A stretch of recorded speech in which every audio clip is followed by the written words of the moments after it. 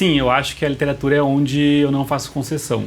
Acho eu sempre quis ser, eu sempre gostei de artes, né? Eu sempre quis ser escritor, assim, eu falo sempre, eu lembro que eu criei meu primeiro poema quando eu tinha 7 anos de idade. Eu comecei a editar meu primeiro fanzine em xerox, colado, recortado ali com tesoura e xerocado depois, quando eu tinha 13 anos de idade. Então, assim, vontade de publicar, de escrever, sempre teve comigo. E meus pais falam, pô, mas não dá pra ser artista, né? Você tem que trabalhar, né? Pô, você tem que fazer alguma coisa que você se sustente, né? E aí, meus pais são professores, né, de escola pública, e eles falavam, só faz qualquer coisa menos ser professor. Aí eu falei, puta, então eu não posso fazer letras, que eu vou fazer que tem a ver com literatura. E fui fazer jornalismo pensando assim, na época jornalismo uma profissão estruturada, que ainda tinha salários bons, bem concorrida e tal. Falei, vou trabalhar no jornalismo que tem a ver, né, que acho que pode me aproximar do mundo da literatura, para pagar minhas contas, e na literatura fazer assim o que eu realmente tenho vontade, que eu amo, ser um espaço para poder ser, que eu acho que a gente vive um mundo muito do Instagram, de parecer, de ostentar, e na minha literatura eu queria fazer o contrário, eu queria saber assim, o que eu realmente acho do mundo, como eu realmente vejo, quais são as coisas que realmente me tocam. E eu acho que o Gambé, assim como o Desamparo, são livros que eu resolvi escrever porque eu queria contar um pouco da história de onde eu venho, que é o extremo oeste paulista, né, que é uma terra muito mais parecida com o Mato Grosso do Sul do que com São Paulo, e que é muito violenta a colonização. Então, assim, tipo, são livros realistas. As partes fantásticas são as partes mais poéticas, mais líricas.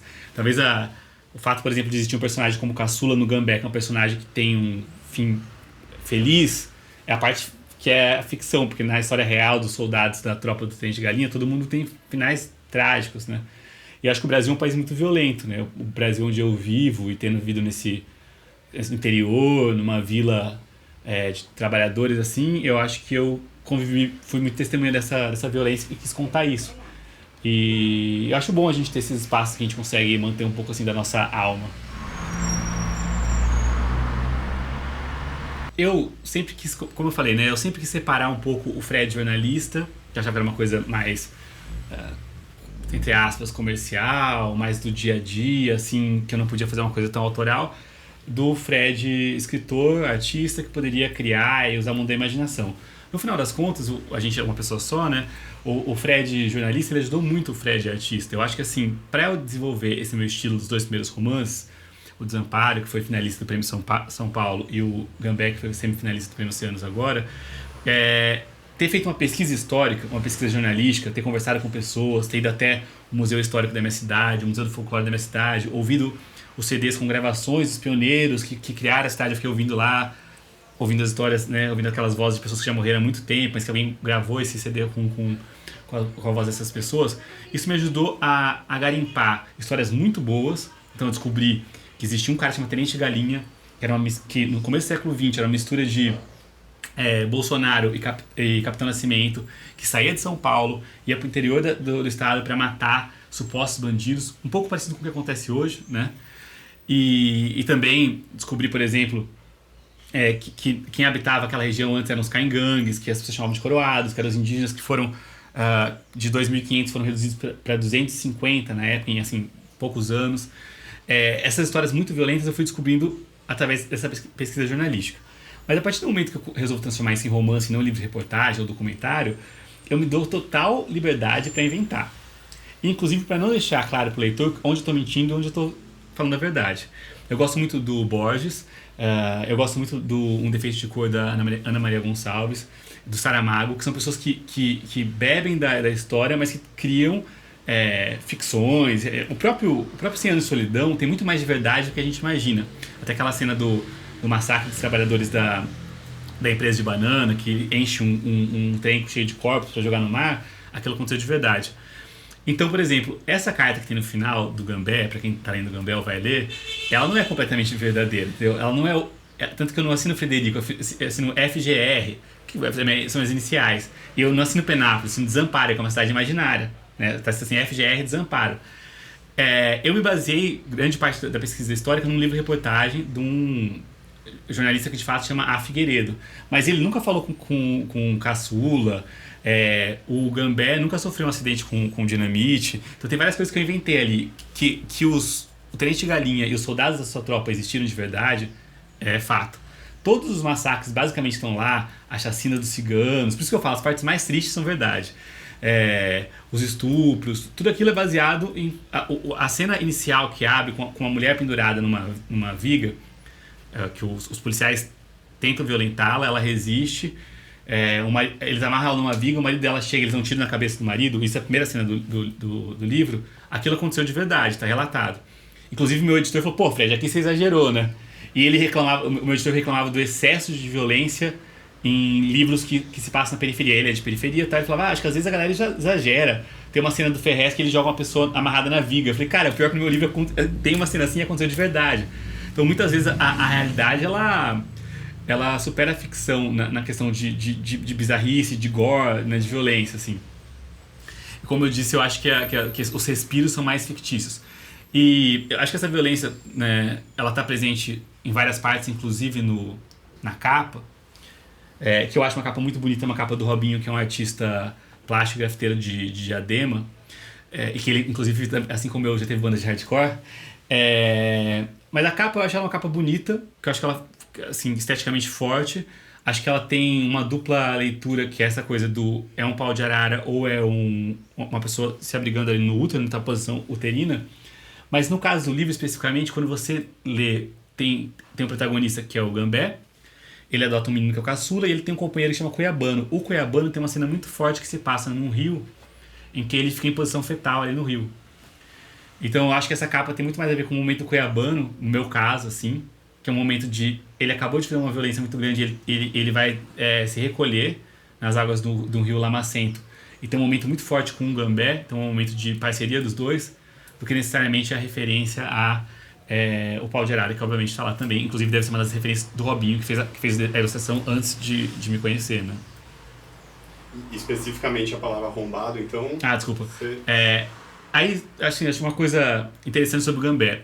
Tem até acho que a única crítica negativa ao Gambé na Amazon é uma pessoa falando, porra, o cara ainda mistura umas palavras que são contemporâneas e inventa uma coisa... Assim, eu não tinha pretensão nenhuma em fazer um livro que reproduzisse ipsiliteris a linguagem das pessoas entre o final do século XIX como o século XX. Eu sou escritor do século XXI, né, que cito como influências ali, falo, pô, Guimarães Rosa, mas o Mano Brown. Então, tipo assim, a influência do Mano Brown na linguagem está o tempo inteiro ali presente. E do Mano Brown, do punk rock, de Sabotagem, de coisas que eu ouvi quando eu era jovem. De uma linguagem que eu ouvi no meu bairro também, entre os anos 80 e 90, que era uma linguagem de interior, misturada com uma influência da periferia de São Paulo. E então, assim, eu pesquisei, ouvi, como eu falei, ouvi os relatos dos pioneiros, eu li o dicionário caipira, né, que existe o dicionário caipira, li trabalhos tipo Os Parceiros do Rio Bonito, do Antônio Cândido, mas eu coloquei intencionalmente palavras contemporâneas para um livro escrito por uma pessoa contemporânea, e ficaria assim, meio até difícil de ler se fosse extremamente antiquado. O próprio Guimarães Rosa inventou uma linguagem, né? Ele se baseia na linguagem do norte de Minas Gerais e mistura com influências, por exemplo, na época dos supermodernas, que era do Joyce, né? O cara é influenciado pelo sertanejo e pelo Joyce. Então, assim, eu estou influenciado pelo Guimarães e pelo Mano Brown. E até onde eu sei, arrombado não era usado pela galera. Assim. Mas tem outras coisas, por exemplo, como treta, que sim, era usado. Eu não sei se trampo já era da época, mas também é uma palavra que tem uma origem mais antiga do que hoje, parece uma coisa bem contemporânea, né? Falar treta ou trampo, assim, né? E essa sugestão do 1, 3, 4, 5, 6... Então, aí dá pra fazer essa leitura mesmo? Tá. Vou falar um enigma? Cara, o livro todo, o Gambé, ele passa por números, né? O Gambé, o personagem principal, ele é um cara que quis estudar matemática, ele não conseguiu fazer o que seria a faculdade, mas ele era um bom aluno de ensino médio. E a partir do momento que ele perde metade do corpo, né, ele se torna um cara rachado, ele perde o braço direito, os testículos, a orelha, o olho, ele começa a entrar numa neurose com a divisão, com os números e tal, né? Então todos os capítulos, por exemplo, eles têm uma referência a numerais ou matemática. Todos os capítulos têm um nome, todos são ligados à matemática. E a primeira versão que eu mandei para a Companhia das Letras era uma versão muito mais curta do livro, muito mais direta. E teve duas pessoas que avaliaram na companhia. O meu editor, que é o Fernando Baldraia, que adorou essa primeira versão, e o outro editor, que achou que faltava aumentar o livro.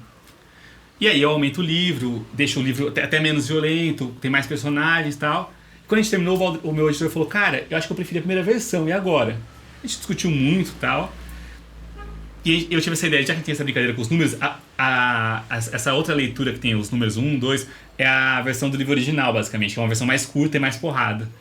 E a outra, então você tem a possibilidade de ler o livro integral, com mais cenas tranquilas, com mais respiros, ou a versão hardcore do livro, que é um livro mais curto, né, de 90 páginas, se não me engano, 100 páginas, e mais soco no olho também.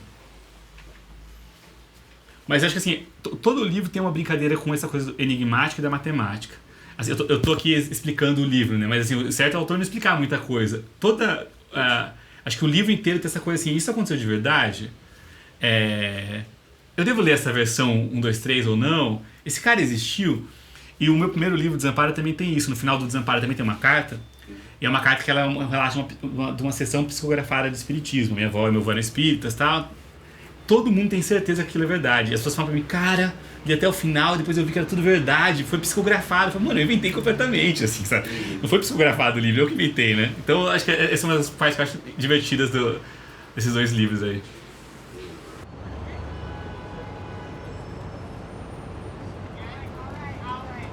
Eu acho que o meu salto foi muito devagar, assim, né? Eu sou uma pessoa que eu falo, aconteceram coisas muito boas pra mim na arte, na literatura, com jornalismo, assim. Eu acho que eu consegui ter uma vida melhor financeiramente com meus pais, só que não foi nada muito rápido, assim. Nunca aconteceu, tipo, meu primeiro livro não estourou, sabe? Tipo, putz, eu gostei de escrever, queria fazer um jornalzinho com 13 anos, entrei na faculdade com 18, cheguei em São Paulo com 22, fui repórter da Abril, até virar chefe demorou, né? E assim, livro, eu fui publicar um livro com 28 anos, uma editora bem pequenininha, de contos. Meu primeiro romance foi anos depois, então tudo, assim, as mudanças foram acontecendo pouco a pouco. Assim, a primeira vez que eu andei de avião foi com X anos. Eu não cheguei a sair, sabe, de Penápolis, onde, assim, geral, não ia pra praia, porque era muito longe, porque Penápolis era 600, 700 quilômetros do litoral de São Paulo. Pô, a galera viajava ali em volta, ia pescar no Mato Grosso, sabe, se fosse. E de repente eu fui pra Paris, pra São Paulo Fashion Week, né? Eu acho que uma mudança lenta. Acho que ainda assim, aí vou pegar, não vou falar agora do Gambé, pensando só na questão do jornalismo e Penápolis, onde eu saio. Acho que sempre é uma mudança. É engraçado que a minha companheira, quando ela foi a primeira vez pra Penápolis, ela foi lá, assim, viu, ela, caraca, você saiu daqui. Aí a prima dela foi pra ela também por uma outra coincidência, nossa, você saiu daqui, porque é uma cidade extremamente conservadora. Essa última eleição, acho que foi 70% de votos para Bolsonaro. Essa eleição que o Lula ganhou, Penápolis, 70% de votos para Bolsonaro. Muito igreja evangélica, é só monocultura, muito sertanejo, assim, bastante machista, uma cidade pequena. E de repente eu estou em São Paulo, e hoje, como você falou, né, hoje escrevendo sobre moda e tal. Ao mesmo tempo eu estou escrevendo sobre homem, né, que é um tema, assim, complicado também. As pessoas me perguntam, como é fazer uma revista para homens no século XXI? Não é fora de moda escrever para homem? Ainda faz sentido dividir por gênero, assim, o que você escreve? O que eu tento fazer é criar um conteúdo, porque assim, o homem existe. E ele não está muito bem orientado. Você vê que a maior parte dos eleitores da extrema-direita são homens, né? O homem tá frustrado porque está perdendo os privilégios dele. Assim, essa questão o esquerdomacho. Seria bom, entre aspas, se todos fossem esquerdomacho. Não são, a minoria. Tem gente que acha que é horrível esquerdomacho, mas assim, a Penápolis não mudou nada, assim, sabe? Mudou um pouco, mas puta, né? O mundo não é São Paulo, São Francisco e Nova York. Então, assim, eu acho que esse homem do interior, tanto nos Estados Unidos, quanto no Brasil, quanto na Inglaterra, que é o cara que votou no Brexit, que votou no Trump, que votou no Bolsonaro, que votou no Tarcísio, que, sabe assim? Ele tá aí também tá no jogo para ser disputado pelas pessoas que podem influenciá-lo, pelas revistas e tal. Então, acho que a intenção da GQ também é trazer assim, um ar assim, novo, fresco para os homens em geral, assim, sabe? Lançar uma tendência de que, inclusive a GQ americana fala de new masculinity, né? Que é a nova masculinidade. E eles falam isso, puta, tem que ser uma masculinidade tranquila, que não pode ser misógino, sabe? Que não é uma revista só para héteros, que você não... Também a revista não ensina como se vestir, mas ela exalta o estilo das pessoas, a originalidade das pessoas. Não pode só ter homem branco e tal. Então acho que tem uma preocupação da GQ de criar essa nova masculinidade, que eu acho que é bem interessante, assim, mas continuando no dilema de tô escrevendo pra homem. E às vezes eu vou dar uma escorregada. Puta, eu vou colocar um homem. Cara, os homens, a gente erra muito ainda. Eu falo, gente, nossa, não tô me colocando fora. Então, assim, você vai colocar um cara que é um ator legal e vai passar 2 meses e ele vai ser acusado de relacionamento abusivo. A revista não tá enaltecendo ele, mas sempre tem que tomar cuidado, quem que você vai colocar, o que vai acontecer, como você vai lidar, né? Quem você convida para ser sua capa, quem você convida para subir no palco e tal. Mas eu acho que foi uma coincidência, cara, porque o Gambé, ele é um livro passado no interior, que fala de polícia, violência policial, racismo, só que ele é um livro sobre masculinidade. Tipo assim, ele é um livro totalmente sobre masculinidade. Ele só tem uma personagem mulher forte, tem várias personagens mulheres, mas que ela aparece no final e ela quase que é meio a salvação da lavoura, assim, mas é intencional isso. Ele é até meio sufocante, assim, um ambiente parece um vestiário masculino às vezes, parece é isso, um quartel, né, escola. São muitos homens, só que de lugares diferentes, classes, cores diferentes, e tentando sobreviver num ambiente extremamente masculino. E eu acho que ele serviu. E tem uma certa paternidade que aparece ali, que é esse cuidado do Gambé e do Caçula do Gambé e do Cuiabano com o Caçula, que acaba sendo uma salvação. Porque eu lembro que quando acabou a primeira versão do livro, que era mais violento e tal, a minha mãe e minha companheira leram e falaram: nossa, mas é muito pesado esse livro, não tem um respiro, não dá pra ser que nem o Torturado? Não dá pra no final o Cuiabano ir lá e matar o Tenente Galinha, esse bandido, e fazer justiça com as próprias mãos? Eu falei, tá, eu posso até inventar, porque essa parte é histórica mesmo, eu posso até fazer tipo o filme do Tarantino que Hitler morre, né? Assassinado. Bastardos Inglórios. Mas assim, a história real não teve essa vingança, e eu senti assim, cara, a história que eu tô escrevendo não tem essa redenção, é pra pessoa ficar cutucada e falar, puta, a gente precisa virar o jogo não virou ainda, não tá confortável. Mas eu falei, uma coisa que é verdade é que a educação, ela assumir a paternidade pode ser uma salvação, né? E eu tive essa experiência de dar aulas, por exemplo, na Nós, que é uma escola de jornalismo para jovens de periferia, e eu comecei a ficar amigo de alguns dos jovens, tinham 16, 17 anos, muitos não tinham pai e me viu também com uma figura paterna e tal. Eu vi que essa influência positiva, ela pode ser um caminho. Então acho que surge o Caçula ali com o Gambé como uma possibilidade assim, realista de uma redenção que não é simplesmente o cara pegar numa faca e matar o outro. Porque também não sei se a violência vai ser a solução para esse país ser tão violento. Cara, então, como eu tava falando, o Gambé, ele é um livro assim, sobre masculinidades e passa pela paternidade também, né? Eu sou uma pessoa que sou pai de 2 crianças, isso mudou minha vida e influenciou meus 2 romances. Ele tem uma paternidade positiva na história, que é a do Gambé quando adota o Caçula, e tem uma paternidade, não sei se pode usar esse termo, paternidade tóxica, que é a do Tenente Galinha. Que tem o Pretextato, que é o filho dele com a Benedita. O Pretextato, ele é um personagem real, ele existia, tinha esse nome mesmo, assim, não foi um nome que eu inventei, né? O Tenente Galinha de toda a tropa, até uma coisa sintomática, ele é um dos poucos brancos da tropa da captura, que chamava, que eram esses policiais que saíam da capital, São Paulo, para matar supostos bandidos no interior. E a maior parte dos soldados eram negros, mas ele era branco. Então ele é o cara que tem mais... existe um livro de reportagem sobre ele, várias reportagens que conta um pouco da vida do cara. Ele tem mais informações sobre a vida amorosa, como ele morreu de fato, como era a relação com o filho. E tem umas coisas de ele achar que o filho é meio frouxo, o filho morre cedo, o filho tinha uma saúde meio frágil e tal. Só que o próprio Galinha, ele tinha uma relação muito estranha com a mulher, porque ele era muito macho fora de casa, ele violentava várias mulheres, mas a mulher dele não se submetia a ele. Ela fugiu de casa algumas vezes, ela que arquiteta a morte dele, né? Assim, ele é assassinado pelo amante dela. Então ela tinha vários amantes e tal. Isso no começo do século XX. Imagina um cara que era policial, com fama de matador, e ele tem é conhecido por ser traído pela mulher, que no mundo masculino ser corno é a pior coisa que pode existir, né? E nesse masculino clássico. Então eu achei muito curiosa essa figura de um cara que é um cara brutal, violento e tal. Tem uma mulher que peita ele, trai ele, que ele vai morrer assim, assassinado pelo amante na cama dele, ele faz um monte de coisas fora de casa, mas ele acaba assassinado em casa, e tem um filho que é frágil. E eu acho que essa fragilidade do filho era uma ofensa pro Galinha, porque ele começa, no livro, ele começa a questionar se ele não é frágil também. Se o que fez ele ser frágil não é a semente dele, não a mulher. Porque se a mulher dele bate de frente com ele, quem que é o frouxo da história de verdade? E aí isso vai fazer com que ele volte com mais carga para as pessoas que são fracas. Ele vai reforçar a masculinidade dele, a força dele em cima dos soldados que são negros e das pessoas pobres que ele vai abusar, violentar e etc, né? E aí, assim, eu acho que a criação desses personagens, assim, até Foi engraçado que você perguntou se falou que tinha alguma coisa pra lembrar RPG. Eu joguei muito tempo RPG. Eu acho que uma boa escola, esse jogo foi uma boa escola para criação de roteiro, de personagem, para ser escritor, para pensar até roteiros de filme que eu escrevi. Tinha todo um esquema de como você cria uma ficha de personagem, né? E até eu jogava um RPG brasileiro que chama Desafio dos Bandeirantes, que é uma versão ficcionalizada da colonização do Brasil. E acho que isso influenciou até quando a ideia do Desamparo, que é o meu primeiro livro.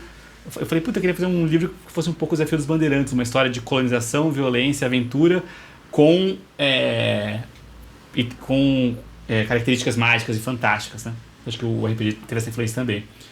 Mas tem personagens que são baseados mais em fatos reais, são Tenente Galinha. Isso eu faço uma pesquisa, eu começo a entender como a cabeça do cara funciona. Eu leio tudo que existe do cara, jornal, fui vendo fotos, fui meio decorando o rosto do cara. Puta, ele tem bigode, como é o olho dele, a perna dele é um pouco torta, a pessoa é careca, será que ele tem alguma encarnação de ser careca? Quem eu conheço, até vou comparar. A pessoa conhece a careca, como ela é assim, assada, o cara é mais baixinho, mais alto, ele nasceu aonde, se ele nasceu, por exemplo, em Rio Claro, como era a situação de Rio Claro na época que ele nasceu, o que existia lá, você vai juntando a história, onde que ele poderia ir e tal. Tem personagens que tem pistas históricas, tipo o Gambé, que tinha um texto que falava que ele tinha sido cozinheiro da tropa, aí você já começa a imaginar como seria o cara cozinheiro, e tem gente, cara, que não tem informação nenhuma. Foi a banda uma história totalmente inventada por mim, assim. E aí eu tenho uma coisa de primeiro pesquisar muito, depois fazer um primeiro tiro do livro que é um rascunhão, e depois com esse rascunhão começa a separar assim, fulano de tal, fazer uma fichinha, sabe? É casado com fulana, pai de Beltrano, nasceu em tal época. Eu faço uma linha do tempo dos meus livros, né? Em 1890 o cara nasceu, então em 1920 ele tem quantos anos? Eu começo a comparar ali. E eu procuro pegar a psicologia de pessoas que eu conhecia assim da minha vida, porque tem uma parte que se absorve da pesquisa, tem uma parte que se absorve dos livros, né? O livro é a tecnologia mais eficiente para entrar na cabeça de alguém. Então, assim, eu acredito que seja mais fácil você conseguir criar um personagem indígena se você leu muitos personagens indígenas, se você não é indígena, né? Se você é um homem branco e você vê um personagem indígena, pelo menos você tenha lido bastante literatura indígena. E tem uma coisa dos seus conhecidos, assim, que vão entrando personalidades, né? Tipo, o Caçula é uma mistura esse meu aluno da Enóis, que virou meu amigo, que é o Alexandre Ribeiro, né, que também é escritor hoje em dia, com o meu filho, o Benjamin, sabe? Tem uma mistura ali dos dois ali, que o Gambé é uma mistura do Gambé histórico com o meu avô Josemir, que de fato foi boiadeiro na Bahia, lá perto do Rio de Ondas, lá perto da Bahia, onde é a fronteira com Goiás. Então, tem várias coisas da história do Gambé, que na verdade é a história do meu avô Josemir, assim, né? Que ele foi alfaiate. A parte da infância é basicamente a história do meu avô. Cara, eu gostaria que ele fosse adotado. No vestibular, leia. Adotem o Gambé, leiam no vestibular. Bom, na verdade, assim, é uma coisa até interessante, né? Como um negócio, assim, os livros que mais vendem são livros que acabam sendo adotados, né? Entram na lista do governo de livros que podem ser adotados pelas escolas, ou que vão para a lista de vestibular. Isso dá um salto na vida do escritor e do livro gigantesco. Para além do meu próprio bolso e da saúde financeira da Companhia das Letras, eu acho que o Gambé seria interessante ser adotado, talvez para final de ensino médio e vestibular, porque ele de fato ele é um livro histórico. Eu acho que a gente fala pouco da história do estado de São Paulo, acho que a gente acha que regionalismo é sempre os outros. Então, assim, regional é o Nordeste, regional é o Sul. Cara, assim, tudo é uma região. O bairro a literatura feita em Pinheiros é uma literatura regional. É isso que a gente entende, regional e também de identidade, assim, de gênero, classe e raça, né? A literatura brasileira, tradicionalmente, ela era feita por autores brancos. Isso é uma forma de literatura que tem uma marca identitária forte, né? Mas eu acho que assim, a história do interior de São Paulo é pouco contada. Esse lado que é geralmente associado ao cangaço, né? Que é uma coisa do tiro, do coronel, etc. São menos livros do interior de São Paulo, especialmente do oeste paulista, que não é o interior do Monteiro Lobato, que é um interior mais próximo, né? O interior de Ribeirão Preto também é um pouco mais próximo. Eu tô falando de 500 quilômetros ali, né? E eu acho também que dá uma luz pra gente perceber, caraca, a gente não fez isso com os indígenas em 1500, a gente tá fazendo aqui no começo do século XX, né? A Estrada de Ferro chega em Penápolis, que é a minha região, em 1908, 1907. Então, assim, exterminaram todos os indígenas de um povo que morava lá, que se chama Otixavante. No começo do século XX, exterminaram, acabou a etnia indígena de São Paulo. Não tô falando da Amazônia, esse pessoal da Amazônia é muito atrasado, é o PCC que tá lá explorando. Não, cara, os paulistas fizeram isso no começo do século XX. Então, eu acho que isso, especialmente para escolas e universidades de São Paulo, Eu acho que seria interessante, sim. Agora, é um livro que tem violência, né? Eu acho que não é um livro pra criancinha de 10 anos ler, assim. Eu acho que ele tem uma carga que a criança tem que ter mais de 15 anos, ali, acho que uns 16, 17 anos.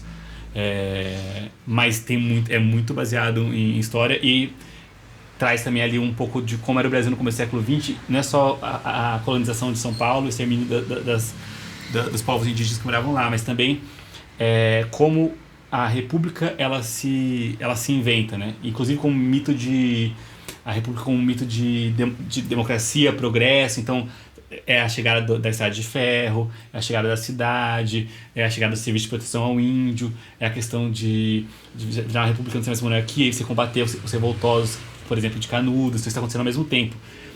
Teve um batalhão de São Paulo, que era o Batalhão Paulista, que saiu do exército do castelo, que hoje é o Castelo da Rota, onde o Tenente Galinha foi criado, e foi lutar em Canudos. Então esse aparato de repressão do Estado, ele destruía Canudos e atacava o pessoal do interior de São Paulo também.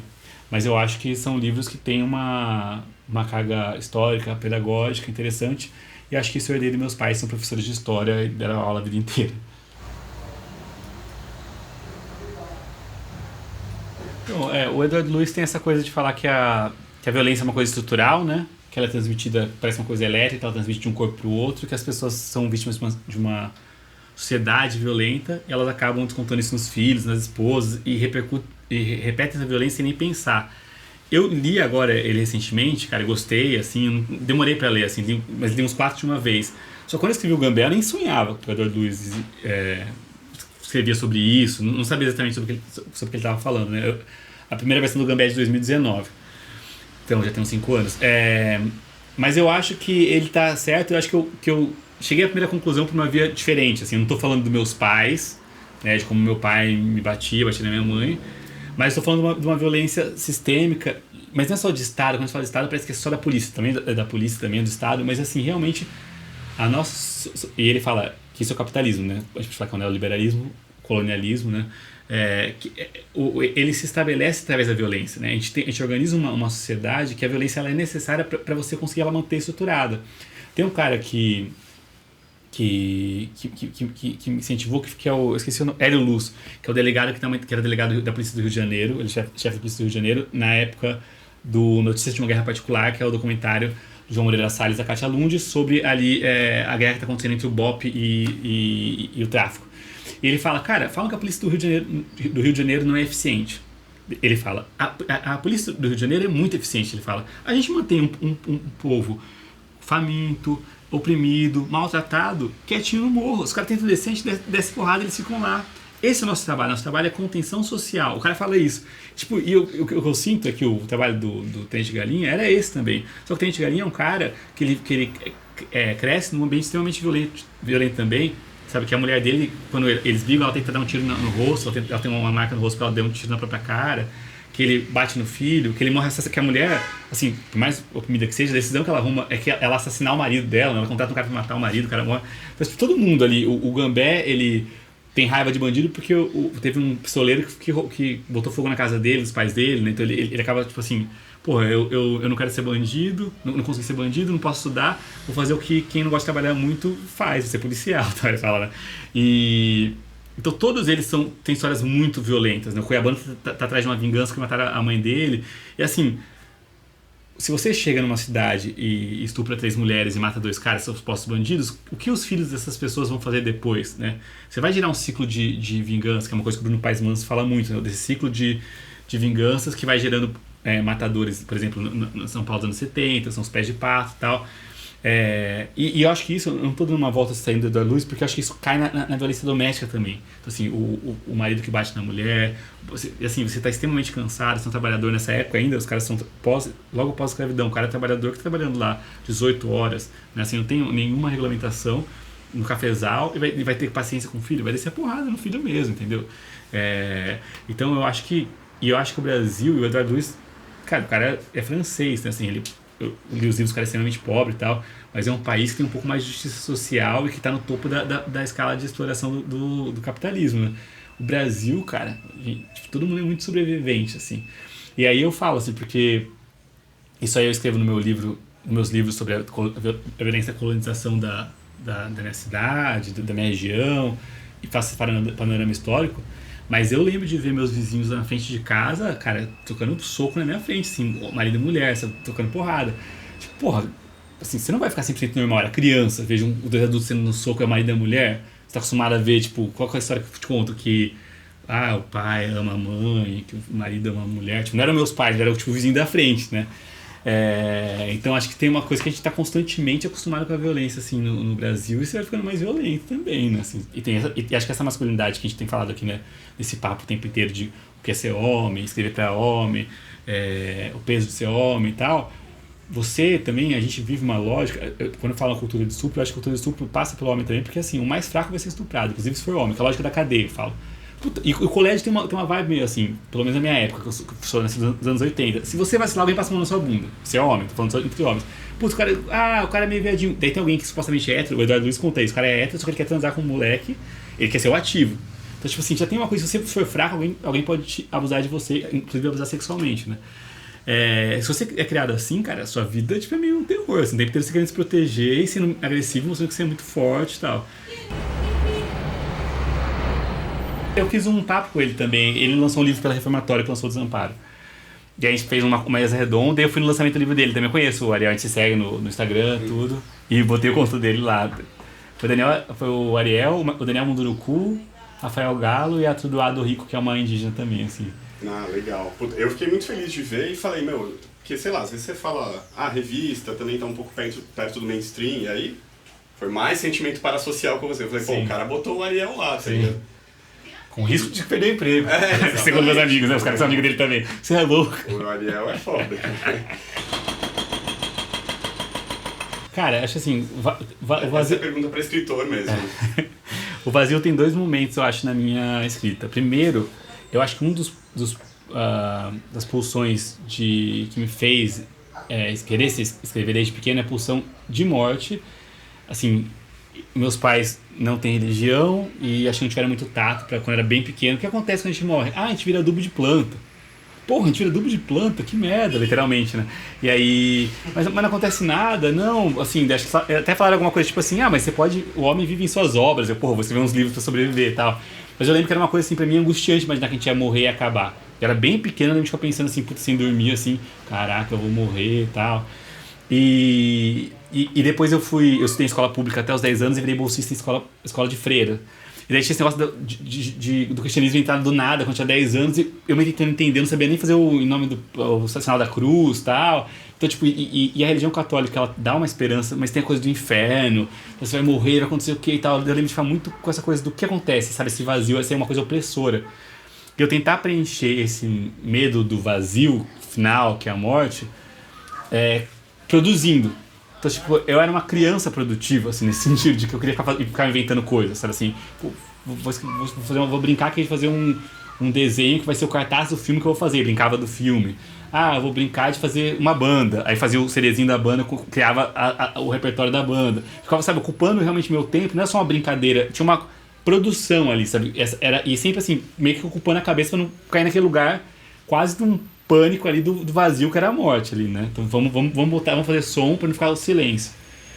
Com a maturidade, eu acho que eu aprendi a encarar esse vazio, entendeu? Porque também não adianta você fugir, cara. Você vai produzir, você pode não pensar, mas você vai morrer de qualquer jeito, sabe? Você vai tem um certo não... quando você não tem uma fé muito, assim, calorosa, tem um certo não sentido da vida que você precisa inventar o sentido pra sua vida. Ninguém deu. O sentido não é fazer o bem porque você vai pro céu, não é, sabe, ser fiel porque é traição, não é você não querer mais se reencarnar, porque tipo, você tem que inventar um sentido pra sua vida. Isso é desafiador, é uma responsabilidade, porque não foi Deus que mandou você fazer, é você que tá mandando fazer aquilo ou não. E aí eu acho que eu comecei a encarar esse vazio da vida assim, de uma forma mais tranquila, assim, às vezes até bom, sabe? Pô, deixa eu ficar aqui quieto pra ver o que vem.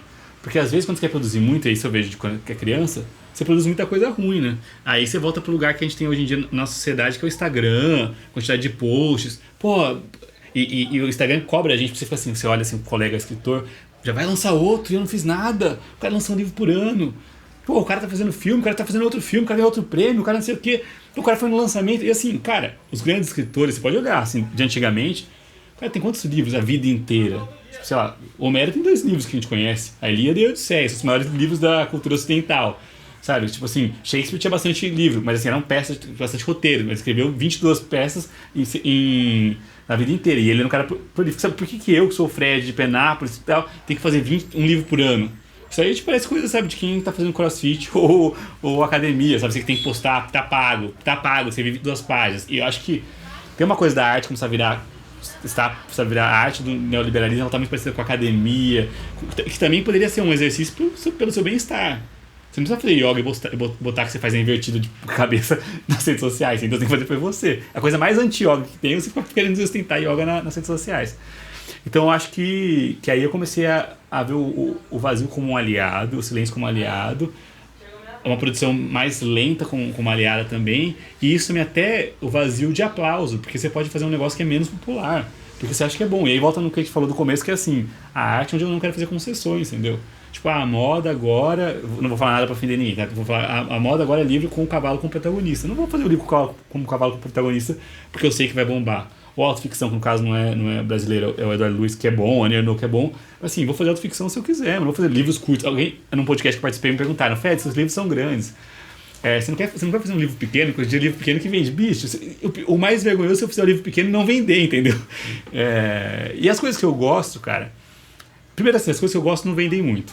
Então eu faço coisas que vendem pra pagar minhas contas. Mas assim, que eu gosto de verdade, puta, eu vou ouvir Ratos de Porão. Cara, Ratos de Porão, os caras... O João, que é o guitarrista, fazia entrega de Kombi pra pagar as contas dele. Sabe, os caras nunca ganharam dinheiro fazendo música. O Cólera nunca ganhou dinheiro fazendo... O Edson dava aula de canto. Tipo assim, esses caras são os caras que eu acho bem sucedidos. Tipo, vários escritores. O Guimarães Rosa trabalhava. Ele era, além de ser escritor, médico e embaixador. O Drummond era funcionário público. O Leminski era publicitário. Se o Leminski tinha que fazer publicidade pra vender, sei lá, sabonete, eu vou reclamar, sabe, que eu faço, que eu tenho que trabalhar pra pagar minhas contas, além de fazer literatura. Você não quer fazer um bagulho pra agora ser o hit e depois sentir vergonha do que eu fiz, sabe? Já tem bastante coisa que eu sinto vergonha. Não preciso sentir na minha literatura. Agora, sobre o lugar, é um lugar pra criar. Eu tenho 2 filhos, mudam muito sua vida. Então assim, você gosta de ficar com a sua família pra criar? Não dá pra ficar com a minha mulher, ela é escritora também, leiam Segunda Mãe, Karen Roeck, muito bom todavia, mas criança quer pular na sua cabeça, brincar, papai, né? Não quer ler.